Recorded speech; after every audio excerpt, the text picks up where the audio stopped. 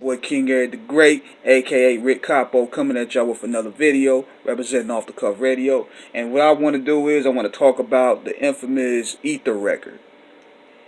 And I want to ask this question: is there an original version of this record? What made me want to do this video was Large Professor. He was talking about the references that was cut out of the cutting floor of the Ether record. One of them being the line about Aaliyah and Dame Dash, where he was saying, "Sorry, Aaliyah, it was you in that plane crash. It should have been Dame Dash." Whoo! Then he had some other lines up there that didn't make the cutting floor either. It said, "Call yourself a gangster, but you begging for pardon. That night in Carbon, when terrorist squad flipped on your squadron, tried to front on their checks until put a gun to your chest." Whew. And people will probably think it was very insensitive, but that a part of me would think I understand the label's position because Aaliyah had passed like 2 months prior to this, and I could understand they don't want that backlash. But as a fan of hip hop and the battle rap aspect of it, it would have been crazy if he would have allowed to been cutting that on the record. And people don't understand how personal that beef really was. See, you could look at Nas and Jay now, and people would think they're buddy now, and they just had a little friendly sparring, like Meek and Drake. Nah, this was personal. This was very personal. Jay probably took it as a competitiveness because he even said in one of the interviews that he looked at Nas's career as a sport when he did the hot album every 10-year average line. He took it his career as a sport. Nas, on the other hand, he took it way personal because his career was on the crossroads. Because it seemed like at one point he was chasing hits and dropping less gems, which explained like tracks like You Owe Me and Nostradamus and some of the stuff that was on I Am.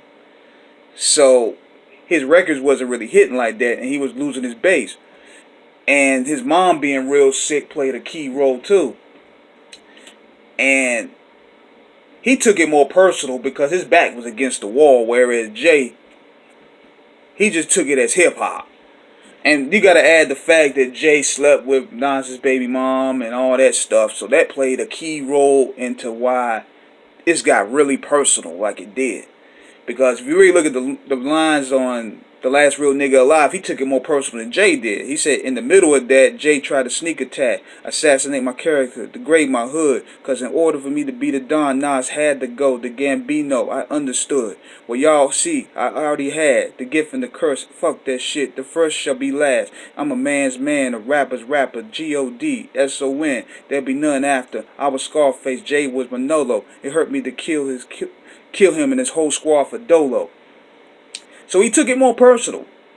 And then Jay, he went personal after that with Super Ugly, which made him get more backlash because he literally took it there like leaving condoms on the baby seat. So it could have really took it there. It could have really got really nasty in the streets because now all the gloves is off. This was no Meek Mill Drake situation. This was really personal.